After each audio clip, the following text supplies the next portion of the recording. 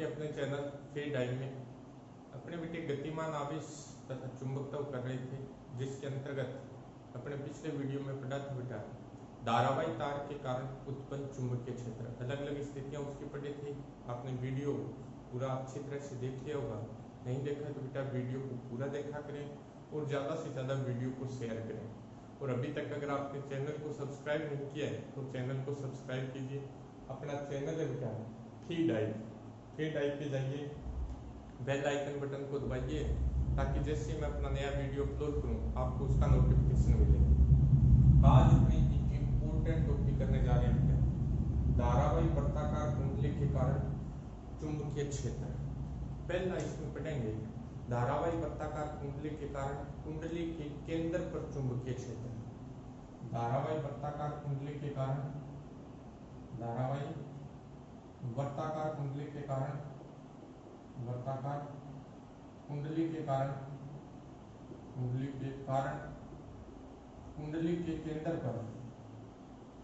के केंद्र पर चुंबकीय क्षेत्र। कुंडली के केंद्र पर चुंबकीय क्षेत्र, ये टॉपिक पढ़ेंगे बेटा। धारावाही वृत्ताकार कुंडली के कारण कुंडली के केंद्र पर उत्पन्न चुंबकीय क्षेत्र। अपने मान लेते हैं बेटे अपने पास कैपिटल आर त्रिज्या की एक वृत्ताकार कुंडली बेटा जिसका केंद्र O है। कैपिटल आर त्रिज्या की एक वृत्ताकार कुंडली है जिसका केंद्र O है।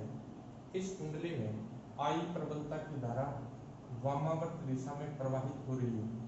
इस कुंडली में I प्रबलता की धारा एंटी क्लॉकवाइज प्रवाहित हो रही है। चित्रानुसार कैपिटल आर त्रिज्या की एक वृत्ताकार कुंडली है जिसका केंद्र O है। कुंडली में I प्रबलता की धारा वामावर्त दिशा में प्रवाहित हो रही है। इस धारावाही वृत्ताकार कुंडली के कारण कुंडली के केंद्र पर चुंबकीय क्षेत्र का मान ज्ञात करना है। इसके लिए कुंडली की परिधि को छोटे छोटे अल्पांशों में विभाजित करते हैं। उनमें से एक अल्पांश पर विचार करते हैं जिसकी लंबाई dl है। dl लंबाई का एक अल्पांश ले लेते हैं। ये एक धारावाही अल्पांश है। इस धारावाही अल्पांश के कारण केंद्र O पर उत्पन्न चुंबकीय क्षेत्र बायो-सावर्ट के नियम से इस धारावाही वृत्ताकार कुंडली के कारण चुंबकीय क्षेत्र ज्ञात कर रहे हैं बेटा। और इसके लिए अपने इसकी परिधि को छोटे छोटे अल्पांशों में विभाजित कर दिया। उनमें से एक अल्पांश अपने dl पर विचार कर रहे हैं। इस dl के कारण धारावाही अल्पांश dl, इसके कारण केंद्र O पर उत्पन्न चुंबकीय क्षेत्र बायो-सावर्ट के नियम से अपने पास जो बेटा dB equal to mu 0 I dl sin theta upon अपने पास जो बेटा 4 पाई कैपिटल R का स्क्वायर। ये दूरी अपने पास O बिंदु की कैपिटल R, तो कैपिटल R का स्क्वायर। परंतु एक बड़ी इंपॉर्टेंट चीज बेटा, ये थीटा जो होता है ये थीटा अल्पांश और बिंदु के स्थिति सदिश के मध्य बनने वाला कोण होता है। अल्पांश बहुत छोटा है और ये अल्पांश छोटा होने के कारण यानी छोटी सी लंबाई होगी तो ये एक सीधी रेखा होगी और ये सीधी रेखा होगी तो त्रिज्या के लंबवत होगी। मतलब dl जो है vector dl is perpendicular to अपने पास क्या होगा r होगा, त्रिज्या के लंबवत होगा। यानी थीटा इज इक्वल टू अपने पास कितना होगा 90 डिग्री होगा। तो इस अल्पांश के कारण केंद्र O पर उत्पन्न चुंबकीय क्षेत्र ये अपने पास आएगा dB equal to mu 0 I dl upon अपने पास आएगा 4 पाई r स्क्वायर। समीकरण नंबर आ जाएगा 1। अब देखो बेटा इस धारावाही अल्पांश के कारण केंद्र पर उत्पन्न चुंबकीय क्षेत्र की दिशा अपने दाहिने हाथ के नियम से देख रहे हैं। अंगूठा धारा की दिशा में फैली हुई अंगुलियां उस बिंदु की तरफ, तो हथेली पर डाला गया लंब बाहर की तरफ क्या बताता है चुंबकीय क्षेत्र की दिशा को बताता है। अंगूठा धारा की दिशा में है, फैली हुई अंगुलियां उस बिंदु की तरफ है, तो चुंबकीय क्षेत्र तल के लंबवत ऊपर की तरफ होगा। अगर अपने यहाँ अल्पांश ले लेते हैं, ये भी एक धारावाही अल्पांश है, तो इस अल्पांश के कारण केंद्र पर चुंबकीय क्षेत्र की दिशा तल के लंबवत ऊपर की तरफ होगी। अगर अपने चाहे यहाँ अल्पांश ले लें तो इस अल्पांश के कारण भी अपने पास केंद्र पर उत्पन्न चुंबकीय क्षेत्र की दिशा जो है वो तल के लंबवत ऊपर की तरफ होगी। मतलब कुंडली के सभी अल्पांशों के कारण कुंडली के सभी अल्पांशों के कारण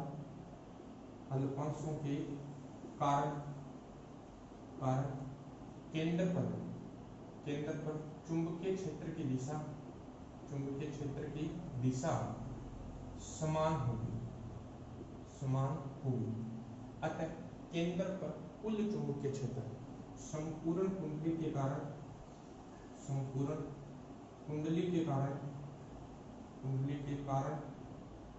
केंद्र पर चुंबकीय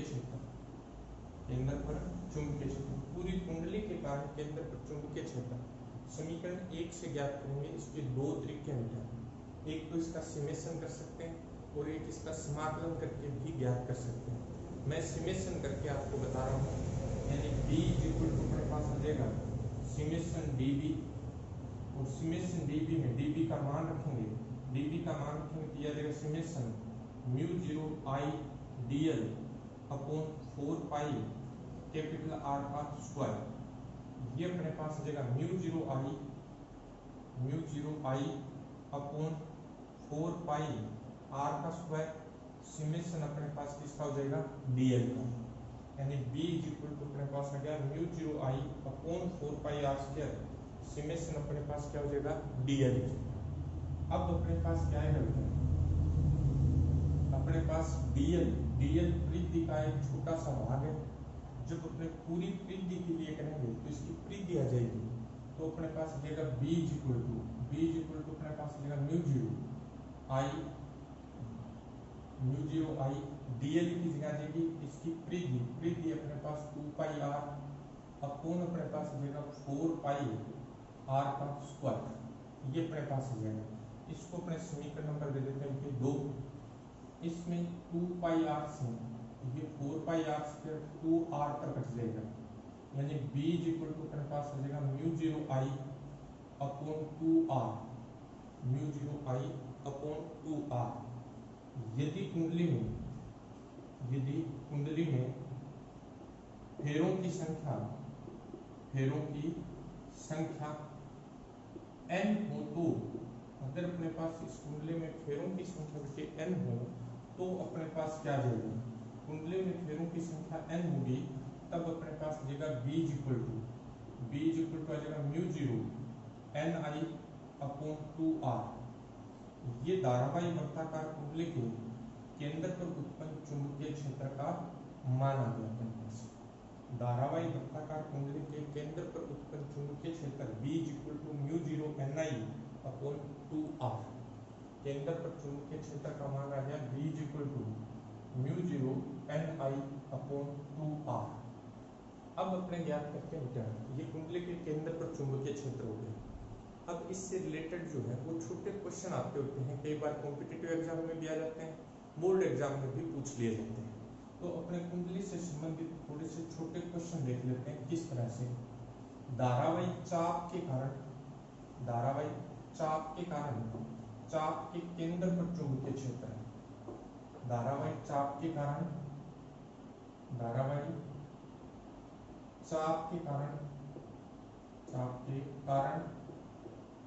चाप के केंद्र पर चुंबकीय क्षेत्र, धारावाही चाप के कारण चाप के केंद्र पर चुंबकीय क्षेत्र। चाप के केंद्र पर चुंबकीय क्षेत्र कैसे ज्ञात करेंगे, अपने पास एक L लंबाई की चाप AB है, इसमें I प्रबलता की धारा बह रही है। इस चाप का केंद्र O है, और इस चाप की त्रिज्या R है। अपने को इस धारावाही चाप के कारण केंद्र O पर चुंबकीय क्षेत्र का मान ज्ञात करना है। तो तरीका वही है बेटा, इस चाप की जो चाप है उसमें छोटे छोटे अल्पांश ले लेंगे और उनमें से किसी एक अल्पांश के कारण चुंबकीय क्षेत्र जो है वो अपने बायो-सावर्ट के नियम से ज्ञात कर लेंगे। संपूर्ण चाप के कारण केंद्र पर चुंबकीय क्षेत्र यह देगा अपने पास समीकरण 2 से B अपने पास देगा mu 0 I upon 4 pi R का स्क्वायर। ये अपने पास रहेगा समेशन dl। अब अपने पास dl का समेशन a से b तक होगा और ये अपने पास आ जाएगा l, यानी b इज इक्वल टू अपने पास आ जाएगा mu 0 i upon 4 pi r का स्क्वायर इनटू l आ जाएगा। अब देखो ठीक, इसको अपने यूं लिख सकते हैं mu 0 i upon 4 pi r into l बटा r। l बटा r, l है चाप, r है त्रिज्या, चाप बटा त्रिज्या होती है बेटा कोण, और मान लेते हैं कि ये जो चाप है ये केंद्र पर फाई कोण बनाती है, तो अपने इसको यूं लिख सकते हैं b is equal to mu 0 i upon 4 pi r into phi. Phi कोण है, कोण बराबर होता है चाप बटा त्रिज्या, ये कोण आ जाएगा। अब इससे संबंधित क्वेश्चन इसलिए इस तरह से पूछ लिया जाता है कि एक धारावाही वृत्ताकार कुंडली के 1/4 भाग द्वारा, धारावाही वृत्ताकार कुंडली के 1/4 भाग द्वारा केंद्र पर उत्पन्न चुंबकीय क्षेत्र, तो 1/4 भाग जो है वो केंद्र पर कोण कितना बनाता है, π/2 बनाता है। तो अपने इस विधि से भी ज्ञात कर सकते हैं, यहाँ π/2 रख देंगे अपने पास आंसर आ जाएगा। या दूसरा जो तरीका अपने पास है, कुंडली के केंद्र पर जो ज्ञात किया वो पूरी कुंडली के कारण, चौथाई भाग के कारण करना है, तो इसको 1/4 से मल्टीप्लाई कर देंगे, दोनों तरह से ज्ञात कर सकते हैं। नेक्स्ट अपने पास इसमें आता है दो सकेंद्री वर्ताकार कुंडली है जिनके तल परस्पर लंबत है। दो सकेंद्री वर्ताकार कुंडली है जिनके तल परस्पर लंबत है। इन कुंडलियों के कारण केंद्र पर चुंबकीय क्षेत्र, अपने पास दो सकेंद्रीय वर्ताकार कुंडलियां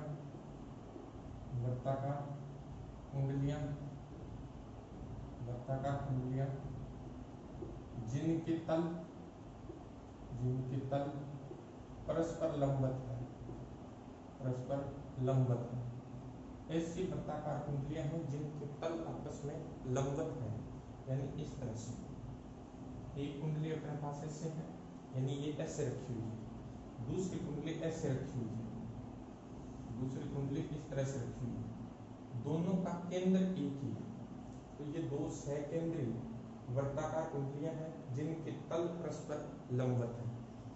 इस कुंडली में I प्रबलता की धारा बह रही है, इस कुंडली में I प्रबलता की धारा बह रही है, तो I प्रबलता की धारा बह रही है, तो इसके कारण चुंबकीय क्षेत्र अपने पास हो जाएगा B1 नाम दे देता हूँ, इसकी दिशा ये हो जाएगी। ये जो कुंडली है इसमें भी I प्रबलता की धारा बह रही है, ये जो कुंडली है इसमें भी I प्रबलता की धारा बह रही है, तो इस कुंडली के कारण चुंबकीय क्षेत्र की दिशा ये हो जाएगी। इसको मैं नाम दे देता हूँ B2, ये अपने पास क्या हो गया B2। तो इन दोनों कुंडलियों के कारण केंद्र पर परिणामी चुंबकीय क्षेत्र अपने पास आ जाएगा B, इसको नाम दे दें B0 नाम दे। तो अपने पास B0 का जो मान है, अपने पास परस्पर लंबत दो सदिश है, तो परिणामी मान जो आता है इसका वो B1 का स्क्वायर प्लस अपने पास आ जाएगा B2 का स्क्वायर। यदि B1 is equal to B2 हो, इसको एक B1 लिख दें या B2 लिख दें, तब अपने पास आ जाएगा B0 is equal to under root B1 का स्क्वायर प्लस B1 का square. B0 is equal to अपने पास आ जाएगा अंडर रूट 2 B1। ये अपने पास परिणामी चुंबकीय क्षेत्र आ जाएगा तब जब दोनों के कारण उत्पन्न चुंबकीय क्षेत्र का मान क्या हो, समान हो। नेक्स्ट अपने पास आते हैं दो सकेंद्रीय वृत्ताकार कुंडलियां हैं जिनमें समान दिशा में धारा प्रवाहित होती है, तो उनके केंद्र पर उत्पन्न चुंबकीय क्षेत्र। दो सकेंद्रीय कुंडली है, सकेंद्रीय कुंडलियां जिनमें समान दिशा में धारा प्रवाहित होती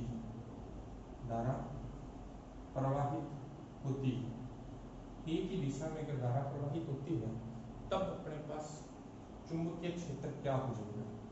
देखिए दो सकेंद्रीय ऐसी कुंडली है जिनके अंदर अपने पास धारा जो है वो समान दिशा में प्रवाहित होती है, तब उनके केंद्र पर उत्पन्न चुंबकीय क्षेत्र, ये ऐसी स्थिति है। ये अपने पास R1 त्रिज्या की कुंडली है, जिसमें I1 प्रबलता की धारा बह रही है। ये अपने पास एक दूसरी कुंडली है जिसकी त्रिज्या R2 है और इसमें I2 प्रबलता की धारा बह रही है।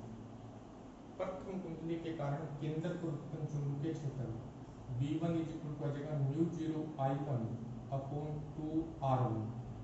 दूसरी कुंडली के कारण आ जाएगा V2 equal to mu 0 I2 upon 2R2। देखिए दोनों कुंडलियों में एक ही दिशा में धारा बह रही है तो चुंबकीय क्षेत्र एक ही दिशा में उत्पन्न होगा। अतः परिणामी चुंबकीय क्षेत्र V0 जो है वो इन दोनों के जोड़ के बराबर हो जाएगा mu 0 I1 upon 2R1 plus mu 0 I2 upon 2R2। इस स्थिति में इन दोनों कुंडलियों के कारण उत्पन्न चुंबकीय क्षेत्र एक ही दिशा में होगा और इसका मान अपने पास दिया जाएगा। जब दोनों कुंडलियों में धारा विपरीत दिशा में बहती है, ये थी समान दिशा में धारा बहती है, जब धारा विपरीत दिशा में बहती है, कुंडलियां इसी तरह से हैं लेकिन धारा क्या है, विपरीत दिशा में बहती है। धारा विपरीत दिशा में बहती है, विपरीत दिशा में प्रवाहित होती है। जब विपरीत दिशा में प्रवाहित हो तो अपने मान लेते हैं कि इसमें धारा की जो दिशा है वो ये है।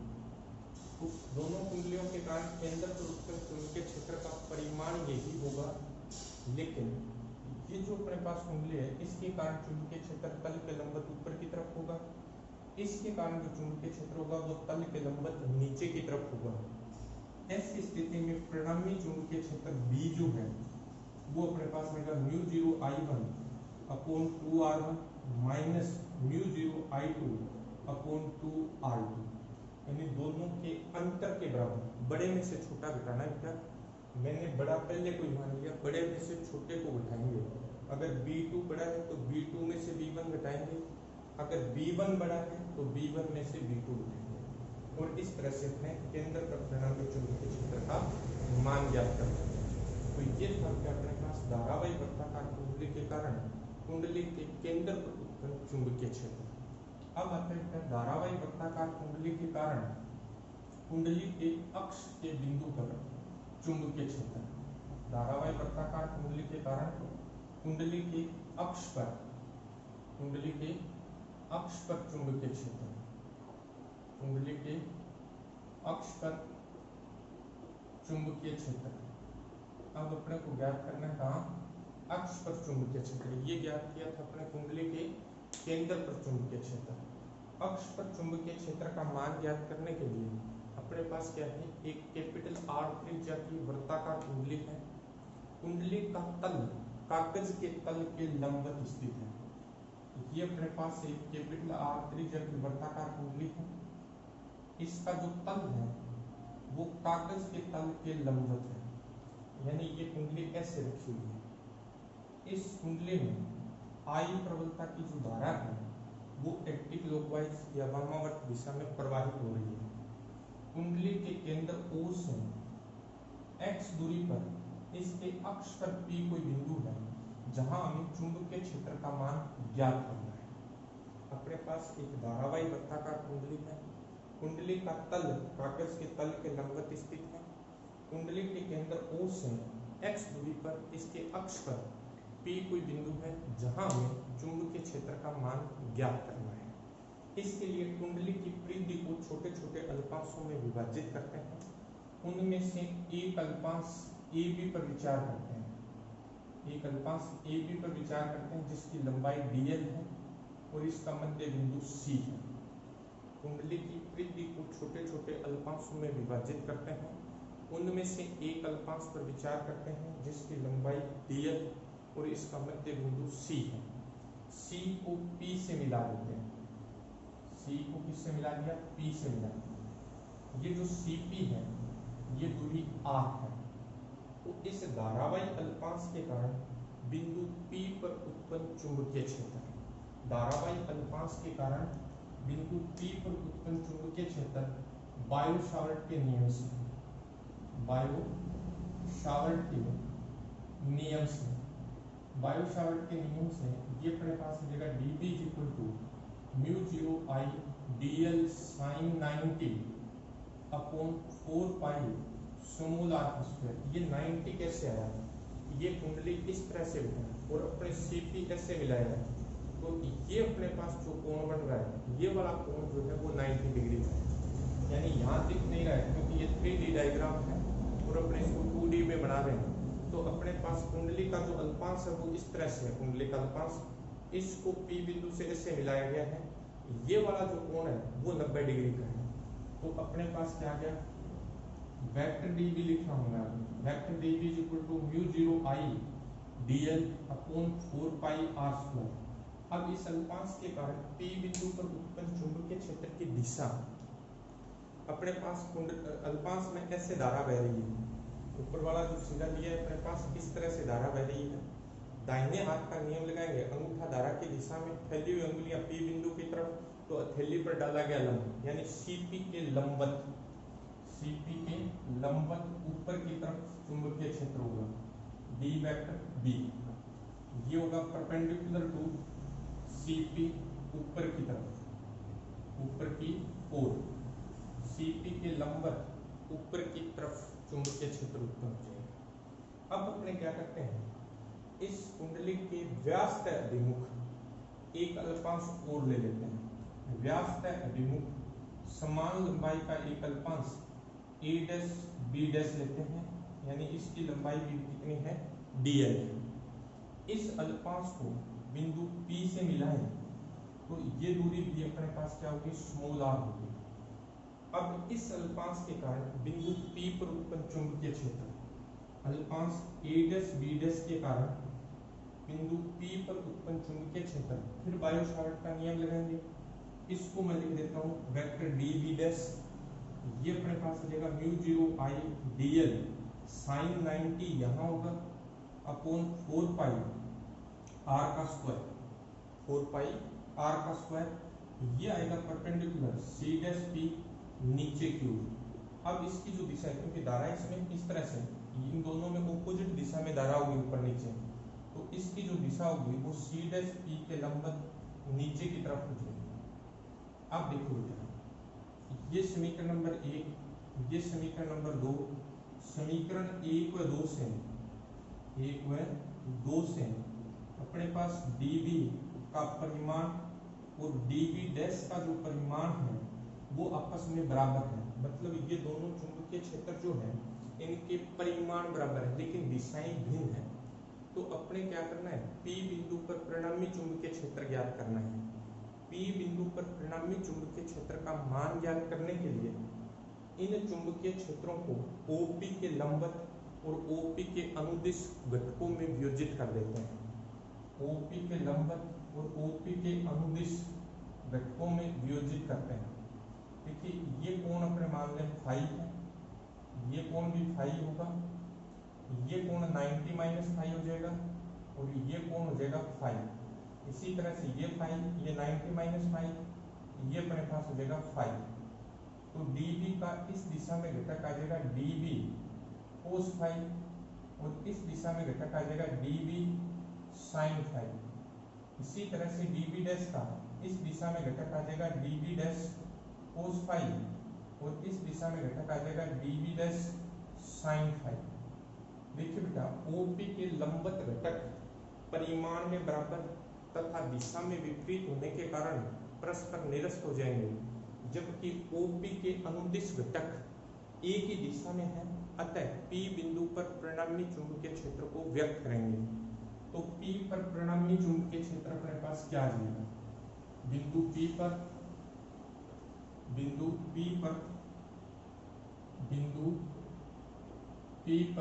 परिणामी चुंबकीय क्षेत्र, परिणामी चुंबकीय क्षेत्र आ जाएगा अपने पास BP is equal to summation dv sine alpha, dv का मान समीकरण 1 से रखते हैं। ये अपने पास हो जाएगा BP is equal to summation किसका होगा, dl का, बाकी राशि बाहर आ जाएगी, mu 0 I sine phi upon 4 pi r का स्क्वायर। समेशन अपने पास किसका होगा, अगर dl का, यहाँ से जब मान रखेंगे dv का तो ये अपने पास है। अब अपने क्या करना है, dl क्या है, dl कैपिटल R त्रिज्या की वृत्ताकार कुंडली की परिधि का छोटा सा भाग था, सारे का जब जोड़ करेंगे तो इस कुंडली की परिधि आ जाएगी, यानी Vp इज इक्वल टू अपने पास आ जाएगा mu 0 I sine phi upon 4 pi R का square into 2 pi capital R, 2 pi capital R।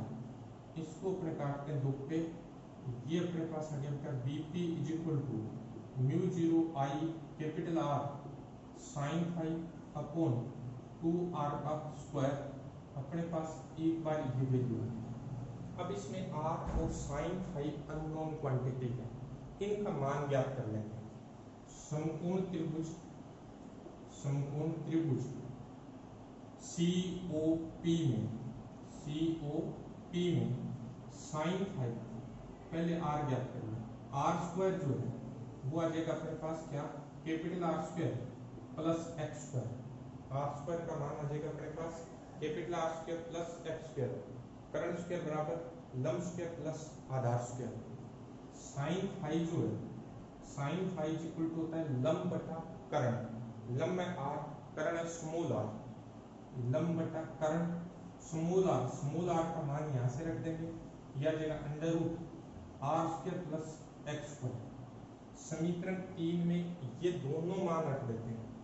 समीकरण 3 में मान रखने पर, समीकरण 3 में जब अपने ये मान रखेंगे तब अपने पास क्या आएगा, समीकरण 3 में ये दोनों मान रख देते हैं, ये दोनों मान रखेंगे तो अपने पास क्या आ जाएगा, समीकरण 3 से अपने पास आ जाएगा Vp is equal to mu 0 I R upon अपने पास 2 इंटू R स्क्वायर का मान अपने पास capital R square plus x square into sine phi का मान अपने पास कैपिटल R बटा under root R square plus x square, यानी Vp इज इक्वल टू अपने पास आ गया म्यू 0 I कैपिटल R का square upon 2 into R square plus x square की पावर 3 बटा 2। यदि कुंडली में फेरों की संख्या कैपिटल N हो, यदि कुंडली में फेरों की संख्या कैपिटल N हो तो Vp इक्वल टू अपने पास आ जाएगा mu 0 Ni R square upon 2 into R square plus x square की पावर 3 बटा 2। ये धारावाही वर्ताकार कुंडली के कारण कुंडली के अक्ष पर चुंबकीय क्षेत्र आ जाएगा।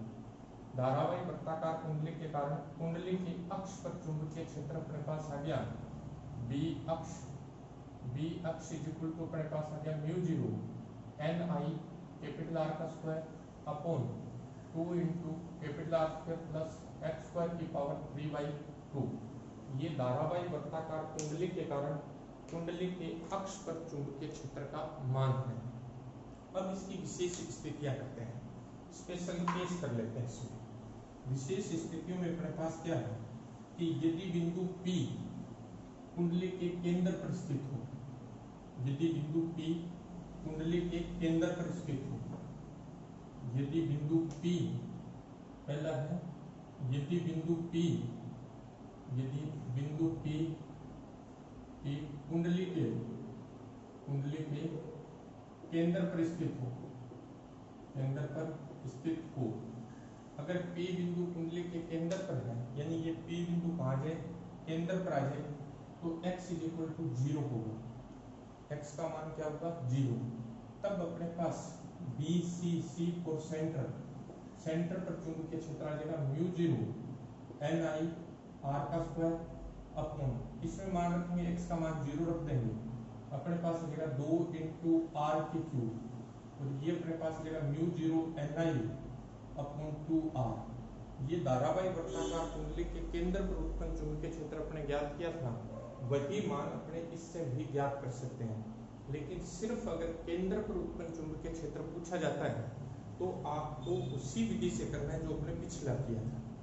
नंबर 2, यदि x is equal to R बटा 2, यदि दूरी जो है अक्ष पर दूरी इस त्रिज्या की आधी हो, त्रिज्या की आधी हो, अक्ष पर ये दूरी त्रिज्या की आधी हो, तब अपने पास b इज इक्वल टू आ जाएगा म्यू 0 Ni कैपिटल R का square upon 2 into R square plus R square बटा 4 हो जाएगा, x का मान R बटा 2 रख देंगे, इसकी पावर 3/2, ये अपने पास आ जाएगा mu zero N I R का स्क्वायर अपॉन 2, इसका लघुत्तम लेंगे ये 5/4 आर स्क्वायर हो जाएगा, जिसकी पावर 3/2 है। तो ये आ जाएगा 5 आर स्क्वायर बटा 4 इंटू अंडर रूट 5 आर बटा 2। ये अपने पास 2 से 2 कैंसिल हो जाएगा, ये आ गया बेटा 4/5 रूट 5, इस आर स्क्वायर से ये आर स्क्वायर कट जाएगा, ये आ जाएगा म्यू जीरो एन आई अपॉन अपने पास आर बच जाएगा। ये कुंडली के केंद्र से अगर अपने पास दूरी जो है वो कुंडली की त्रिज्या की आधी हो, उस केस में अपने पास ये चुंबकीय क्षेत्र आ जाएगा। तीसरा अपने पास है यदि x = r, मतलब केंद्र से जो दूरी है वो कुंडली की त्रिज्या के बराबर हो, तब उस फॉर्मूले से क्या आ जाएगा, तब अपने पास जाएगा b = mu zero N I R का square upon 2 into R square plus R square की पावर 3/2। अब x की जगह अपने यहाँ क्या रख देंगे, r रख देंगे, तब अपने पास आ जाएगा म्यू जीरो एन आई आर स्क्वायर अपॉन 2 इंटू ये हो गया 2r का स्क्वायर, तो यह जगह 2r स्क्वायर गुणा अंडर रूट 2r, क्योंकि पावर 3/2 करनी है, एक बार एक पावर कर दी मैंने, एक बार हाफ पावर कर दी, r स्क्वायर से r स्क्वायर कैंसिल हो गया बेटा, ये अपने पास आ गया म्यू जीरो एन आई अपॉन अपने पास आ जाएगा 4√2 r। ये तीसरी कंडीशन। चौथी कंडीशन अपने पास है बेटा, यदि x greater than r, x का मान r की तुलना में बहुत अधिक हो, x का मान कुंडली की त्रिज्या की तुलना में बहुत अधिक हो, तो अपने इस फॉर्मूले में x स्क्वायर की तुलना में r स्क्वायर को नगण्य मान सकते हैं। x स्क्वायर की तुलना में r स्क्वायर को क्या करेंगे, नगण्य मान लेंगे। तो x स्क्वायर की तुलना में r स्क्वायर को नगण्य मानने पर जब अपने नगण्य मानेंगे तो अपने पास b = अपने पास देगा mu zero N I R का स्क्वायर अपॉन 2x³ बचेगा, 2x³, इसको अपने नगण्य मानकर छोड़ेंगे तो ये x³ बचेगा। अब देखिए बेटा, जैसे जैसे x बढ़ेगा वैसे वैसे b कम होता जाएगा, और जब x का मान अनंत हो जाएगा तो b का मान 0 हो जाएगा। ये अपने अगर इनको देखें, ये केंद्र पर उत्पन्न चुंबकीय क्षेत्र था, ये r/2 दूरी पर उत्पन्न चुंबकीय क्षेत्र था, ये r दूरी पर उत्पन्न चुंबकीय क्षेत्र था, तो सबसे ज्यादा मान जो है वो केंद्र पर उत्पन्न चुंबकीय क्षेत्र का होता है। धारावाही वर्ताकार कुंडली के कारण सबसे अधिक जो चुंबकीय क्षेत्र होता है वो कुंडली के केंद्र पर होता है। कुंडली के केंद्र से जैसे जैसे अपने दूर जाएंगे ये चुंबकीय क्षेत्र कम होता जाता है। तो अपने क्या करेंगे, चुंबकीय क्षेत्र B और दूरी x में ग्राफ बना दें। कुंडली के लिए चुंबकीय क्षेत्र B और दूरी x में क्या कर देंगे, ग्राफ बना दें। अगर अपने दूरी B और चुंबकीय क्षेत्र B में ग्राफ खींचे हुए, ये अपने पास कुंडली का केंद्र है O, इधर अपने चुंबकीय क्षेत्र ले लें बेटा B, ये दूरी हो जाएगी बेटा x, इधर भी अपने पास दूरी हो जाएगी x। तो अपने पास ये जो चुंबकीय क्षेत्र है, कुंडली का चुंबकीय क्षेत्र जो है वो इस तरह से अपने प्रदर्शित है। कुंडली का चुंबकीय क्षेत्र इस तरह से प्रदर्शित है, केंद्र पर सबसे अधिक है, केंद्र से जैसे जैसे बाहर जाएंगे दोनों तरफ, चाहे इधर जाए अपने, चाहे अपने इधर जाए, तो ये चुंबकीय क्षेत्र जो है वो दूरी के साथ घटता जाता है। अगर ये अपने दो बिंदु देते हैं, इसको मैं P नाम दे दूं, इसको Q, इसकी जो दूरी वो x = r/2 है, इसकी जो दूरी है वो x = -r/2। ये दोनों जो बिंदु होते हैं, इन बिंदुओं पर इस ग्राफ की ढाल 0 होती है, इन बिंदुओं पर इस ग्राफ की ढाल 0 होती है, और इनसे पहले मतलब x ≤ ±r/2 हो तो वक्र की ढाल धनात्मक होती है, वक्र की ढाल धनात्मक होती है। और x अगर ग्रेटर देन ±r/2 हो तो वक्र की ढाल ढाल ऋणात्मक होती है, वक्र की ढाल जो है वो ऋणात्मक होती है। अर्थात ये दो ऐसे बिंदु हैं जहां वक्र की ढाल का चिन्ह बदल जाता है, इसलिए इन बिंदुओं को नति परिवर्तन बिंदु भी कहते हैं। इन बिंदुओं को नति परिवर्तन बिंदु कहते हैं। नति परिवर्तन बिंदु वे बिंदु होते हैं जहां वक्र की ढाल जो है वो, उन बिंदुओं पर तो वक्र की ढाल 0 होती है, लेकिन उससे पहले मतलब केंद्र की तरफ ढाल पॉजिटिव होती है और उसके बाद अपने पास ढाल जो है वो नेगेटिव होती है।